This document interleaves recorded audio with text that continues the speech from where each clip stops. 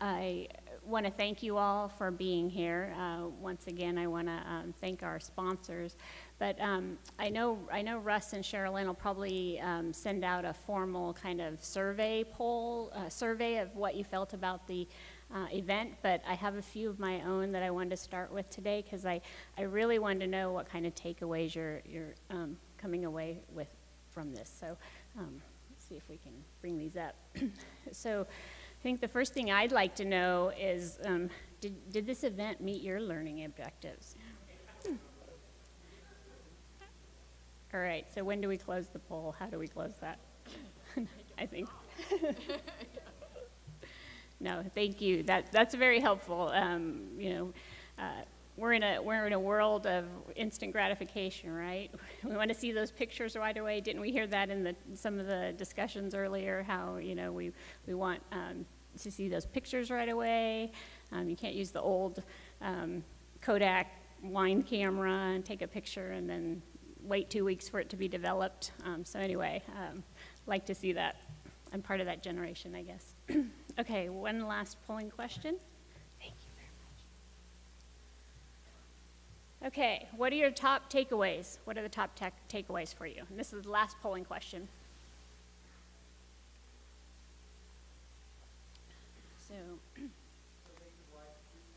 free form answer. Right.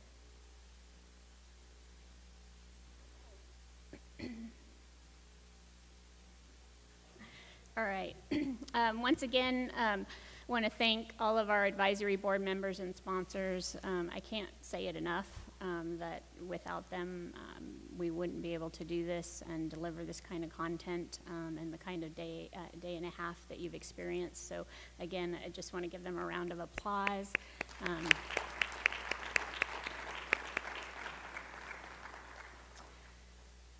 Want to remind everyone before you leave today that September is National Cyber Security Preparedness Month, National Preparedness Month.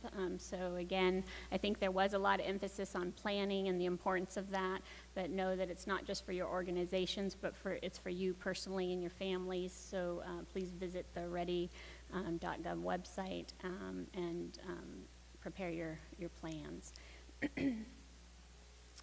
Wanted to also plug National Cybersecurity Awareness Month. It's just around the corner, and make sure that you all know about staysafeonline.org and the National Stop, Think, Connect campaign. You saw a little bit of the theme of Stop, Think, Connect in our event as well with respect to what we need to do before we connect all those things to the internet, right? We need to stop, think before we connect.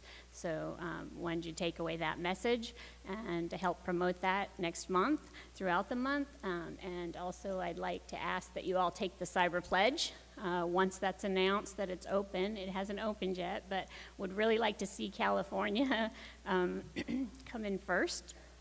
So I'm counting on Robert Pittman in LA County to help us with that, the other California. All right, so time for leadership awards.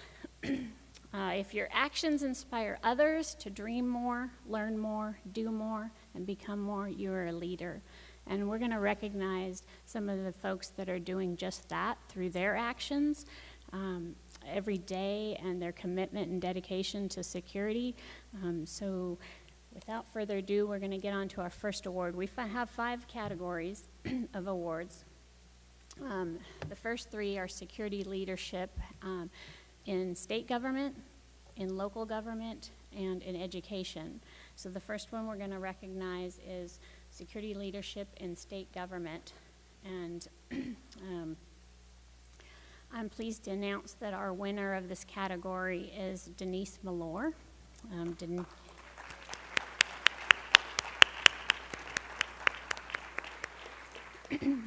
Denise is currently the agency information security officer for both Government Operations Agency as well as the Business Consumer Services and Housing Agency, and the chief security officer for the Franchise Tax Board. So this encompasses 18 departments, boards, and commissions.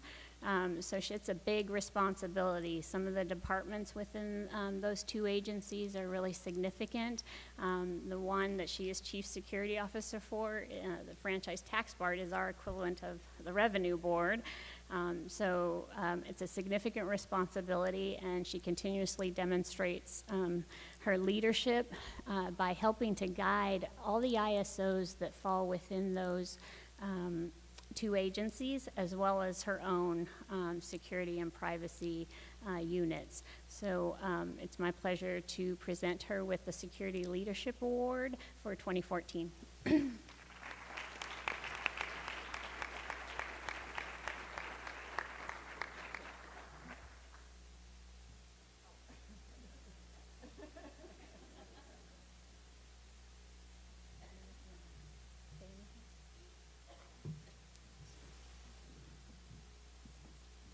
Michelle said I get to say a few words. She might regret that. Never. This is really an honor. I do what I do because I really believe in protecting the data that we're entrusted with as part of the state of California, no matter what data that it is. So I am almost speechless. Those people who know me know that doesn't happen very often. But if I could ask one thing, for those of you out there, because we're all leaders, right? We are all leaders in our own way, in some whatever form or fashion. So if you just take nothing back from this conference, be a leader when you get back. If you're an executive, support your staff. Be a leader in security. If you're a person who's in IT in the trenches or in information security in the trenches, take those ideas back. Support your peers, support your management team, and do something different today or tomorrow than you've done today. So go back and be a leader in your own way, and honor this conference. So thank you.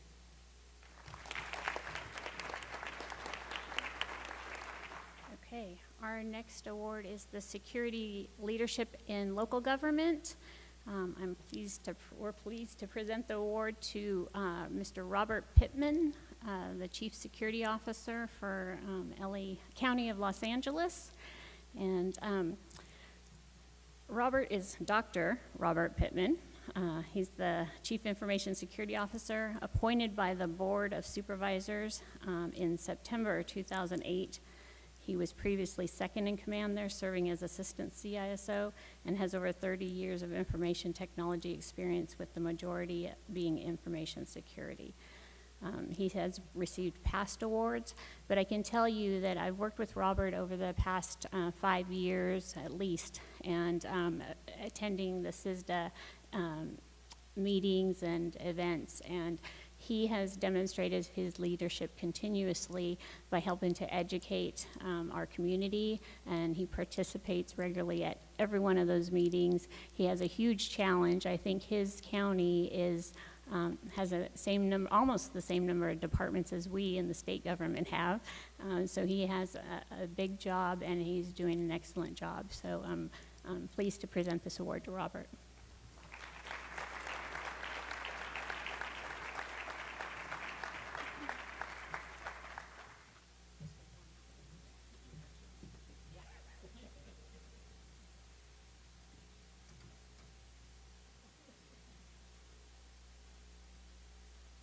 I didn't realize I have opportunity to speak, so Michelle, you're going to be sorry. I'll try to be brief. I just want to acknowledge the board members that put on the 2014 Cyber Security Symposium, and also my direct boss, the county CIO, Mr. Richard Sanchez, also each member of the Board of Supervisors for the LA County, and also the Information Security Steering Committee, and all of my other supporters and colleagues, because this award is not mine alone. This award is all of the County of Los Angeles and trying to fight the good fight. Thank you.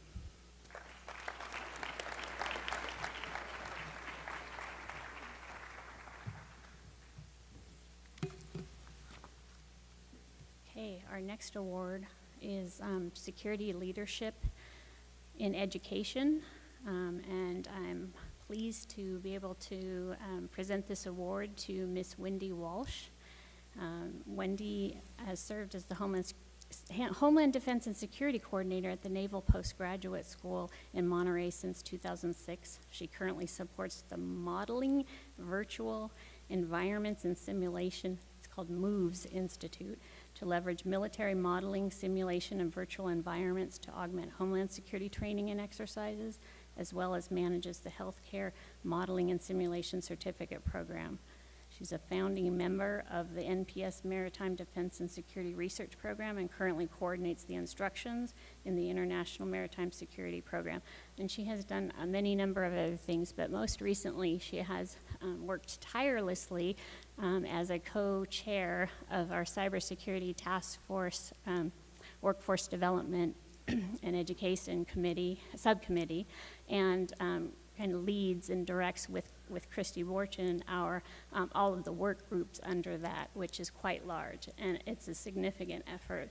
And when you think about the quote earlier about leaders inspiring others to dream and do and act more, this lady really does that. So she's gathered the army of people that will help us do some things through that task force. So it's my pleasure to give her this award.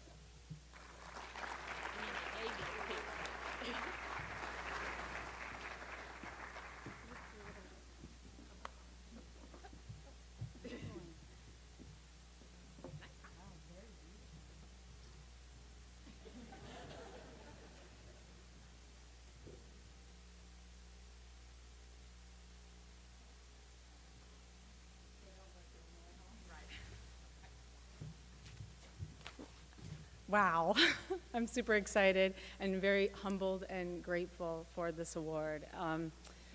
Like Robert said, this is not my award alone by any means. And so first of all, I want to thank the United States Navy for allowing me to come today. Always a feat. And I won't mention that there was an Army reference in the award presentation. It has just been amazing. So I've been working in the federal government for some time, and a lot of times when you think about the federal government, state and local, there are silos, things are separated. But we're working in a network environment, so we're all interconnected. And it has been phenomenal working with industry, with academia, with the state, with non-governmental organizations looking at cybersecurity and how can we educate and build up our cybersecurity workforce. I am just blown away daily by, she said, I bring together all these people. All I say is, will you help us? Can you give me a list of what you're doing? And people are so excited to help. And that's the community that we're working with. And it is phenomenal. We are so lucky. So it's not just my award, it's all of, oops. It's all of our awards. And I want to invite you to participate. So our subcommittee has got 3 huge objectives. One is we're looking at position descriptions. You know, how do we describe what it means to be in the cybersecurity workforce? What does the career path look like? If you're interested in that, let me know. We have this huge task of building an inventory of all of the education, workforce development capabilities that we have throughout the state or that are accessible to people within our state. We're doing that K through 12, community college, graduate level, and professional development. If you are interested in that, doing anything like that, let us know. You are part of this effort. We're also working on the outreach to the general public, so if you're doing things in those, boy, wasn't that amazing, the Star Wars thing this morning? And edutainment, I love it. And so any efforts like that where we really get our public involved, I think is really important. I told Michelle I have like 5 pages, so she hasn't given me the hook yet. But that's incredibly important. And last but not least, it's about just giving an opportunity to people who maybe don't feel they have a space or role in cybersecurity. And I'm talking about our veteran population. I'm talking about our underrepresented groups. And so if you have projects or you're interested in working and enabling those folks, let us know. We really want to capitalize on that. So that's what we're working on, and that's why I'm getting this award. But it's just the beginning, and you're part of the solution. So thank you very much.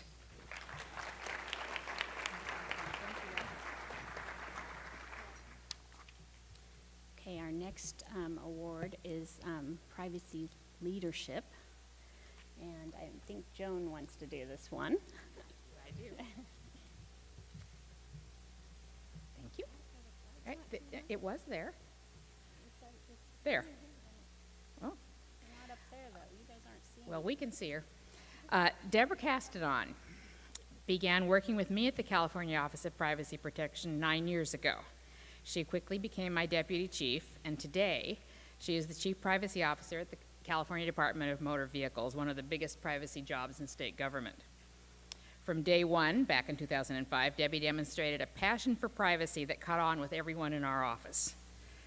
That said, she never coasted on her innate talent. She's a consummate professional who, after many years as a systems administrator and manager in state government, has proven over and over the value of hard work, really hard work. I have seen her slaving away at night, on weekends, at national and state privacy conferences, first to earn her IAPP certifications, then using her know-how to build privacy committees, programs, and plans. In her spare time, she co-founded the Sacramento Privacy Network, which is the local chapter of the IAPP's Knowledge Net. The bottom line, Debbie has a gift for untangling the Rubik's Cube of government privacy that should inspire anyone in our field. Give her a privacy riddle, and she will methodically find the framework to solve it. She will gather the right people, assemble the right data, and deliver implementation plans that work, while at the same time making stakeholders happy. When Debbie joined DMV in 2012, the agency was embarking on 2 initiatives with unprecedented privacy implications: driver's license for undocumented workers and autonomous vehicles. Debbie has helped to identify the privacy issues and controls to address them in these projects. Her work will form part of landmark regulations that will serve as best practices that other states can use as they scramble to keep up with California. One of my favorite Debbie-isms is look for the gold, trace the flow of the PII, then get busy protecting it. Debbie has earned the gold, and it's my privilege to give her the 2014 Privacy Leadership Award this afternoon. Debbie?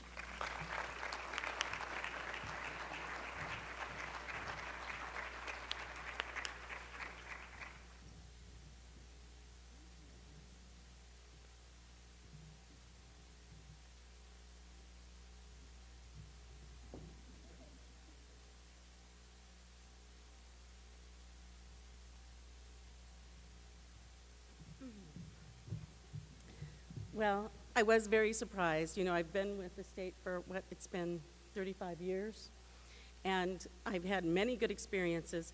I've worked with many of you, and in that I've learned that I don't have all the knowledge. I have a network of wonderful people to work with who have so much knowledge and so many resources and are willing to share, just as Wendy alluded to. So one thing that I would really like to say is I'd like to thank both of my mentors, Joan and Michelle, for guiding me in this area, but also I'd like to put a call out there for all of you, not just the managers, but those who are in the IT profession. They are looking for volunteers for help. So if you can, talk to your CISO, talk to your CPO and say, where can I help? What can I do? Because that's what we need, is we need volunteers like you who have a good perspective and knowledge. So please help us in the future with all these areas. Thank you.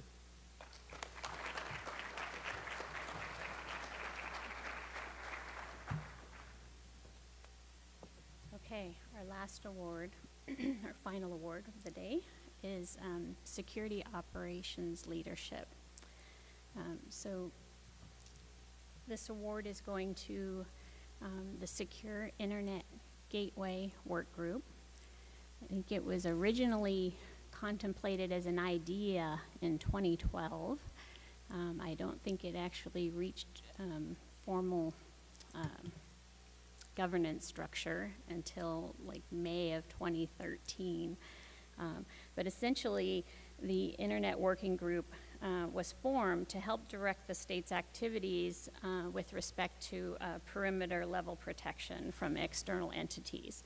So we're talking about management of the IPS on the CSG network. And what a lot of folks may not know is in order to filter and leverage the magnitude of the tools that we have.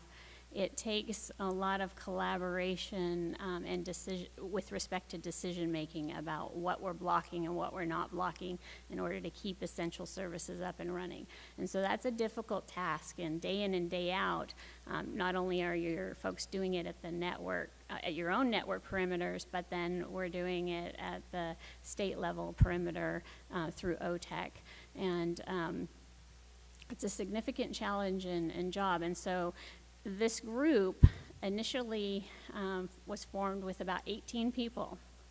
Today, this group is about 60 or 70 when I tried to count them on the list. And they're representatives from all of your departments, and they're network ops people and security operations folks. So I just kind of wanted to set that background. I'm going to read off all the names that I currently have, so those of you who are here can come up for a photograph with the award.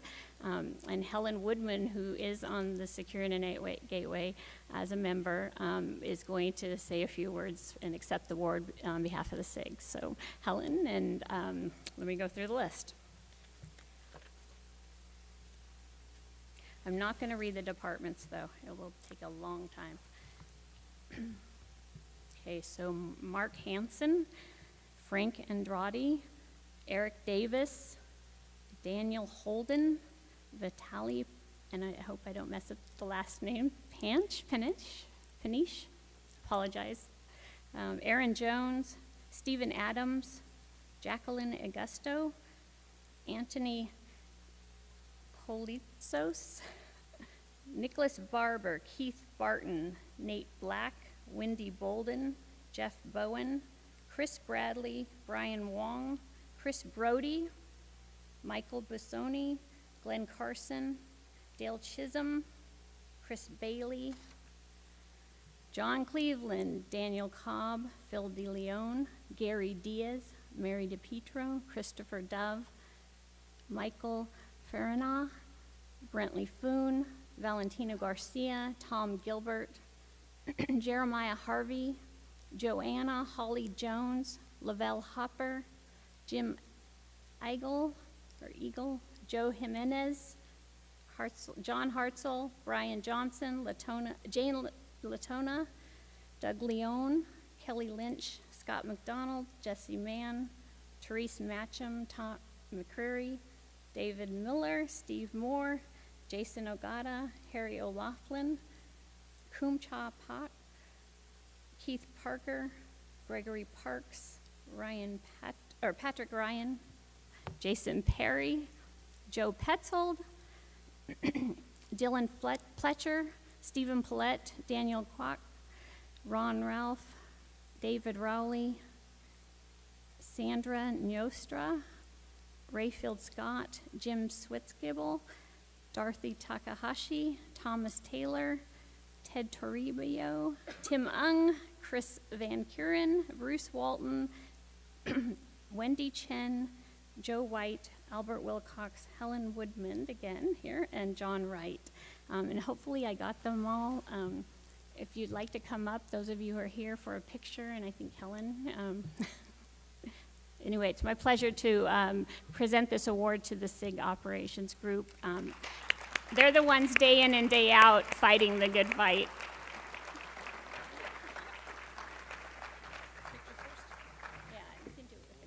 Good afternoon, everyone. My name is Helen Woodman, and I'm a member and a supporter of the Secure Internet Gateway Group, or SIG, as we call it for short. It gives me great pleasure to accept this award on behalf of the work group. I worked with Mark Hansen and a team of others that made the implementation of the SIG a reality. The SIG project was formalized in 2013 and is an integral part of the Department of Technology, Office of Technology Services, OTEC, and protection of our state's information assets. The purpose of the SIG is to increase the filtering of undesirable network traffic originating from attackers and block malicious activity attempting to enter state networks. There are some key individuals that have made the SIG the success it is today, but much of the credit goes to Mark Hansen, as he was crucial in creating and coordinating the SIG which is a collaboration of network and security personnel at the agency level. This is a well-deserved award and recognition for the work group, and especially for Mark, as he was key in creating and coordinating the SIG. Mark has been diligent and tireless in advocating for the formalization of the SIG governance to ensure continuous network availability for OTEC customers. Thank you for your support. I know Mark will appreciate this recognition of the SIG's effort. Thank you.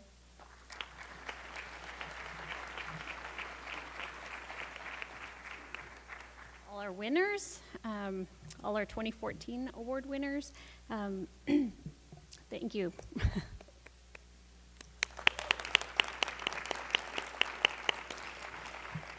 What Michelle doesn't realize is she left two names off the list of award winners tonight. We have two individuals that we'd love to recognize for their hard work and dedication, not only to the state of California, but to this conference and the efforts of education. So we've got a special presentation by somebody you both know. Our state CIO, Carlos Ramos, has got a presentation.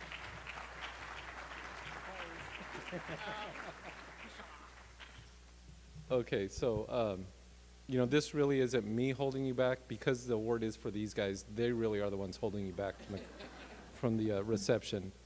But, you know, we would be remiss if we did not acknowledge the hard work and the dedication that both Joan and Michelle have presented to this conference now for is this now the third or fourth year? 14th. Oh, 14th year. Okay, only fourth since I've been here, so. But this was a really good conference. This was a good event. I don't know how many of you were here last year, but I thought last year I thought it was really good. I thought, I don't know how they're going to surpass it. They did this year. So thank you, two ladies, for your hard work and your gathering of the group that helped plan this. Russ, I want to thank you and the PSP team and Sherilyn, Ann Barsati, I saw her out here, but the whole PSP team, Val back there manning the camera, for putting on the event as well, and obviously to all of our sponsors and private sector participants. But let me tell you a little bit about both of these ladies. How many of you were here yesterday when Deloitte did its War Games exercise? Can I see a show of hands? That was pretty good, right? When they were sitting around the room and, you know, figuring out, okay, we have this issue, how do we handle it? And phone calls were coming in. I thought, boy, this looks familiar. And I can't tell you how many times I sat across the table from Joan and Michelle as well in very similar sorts of circumstances, dealing with the same issues. Yeah, it was not a game. And those phone calls were not staged. They were real phone calls. And you know what? And the press was not as polite as it was in the War Games exercise. So I know these ladies their dedication goes back a long ways. Their experience in this area goes back a long ways. And through their efforts, they've been able to put together a conference that really brought us a lot of education, a lot of training, an exposure to what are the latest and greatest technologies and services available from our private sector partners out there, and opportunities to network, first of all, with each others and others in the cybersecurity field, but also with our private sector strategic partners. And I think one of the things that I most appreciate about this conference and this event is the opportunity that we have to learn from each other, both, you know, all the right things to do and, you know, maybe some of the hard lessons learned that we've had in our own individual careers. So I think it's altogether fitting and appropriate that we acknowledge both Joan and Michelle for going above and beyond. You know, both these ladies have day jobs, believe it or not, and I would say probably night jobs and weekend jobs, and pretty much any time of the day or week, they're on call. They're dealing with issues, whether it's issues in privacy protection or in internet or cybersecurity. So we just want to thank you for your efforts, for your dedication, and for bringing such a great event. So for that, we acknowledge you, and I would ask all of you to help us to acknowledge their contribution.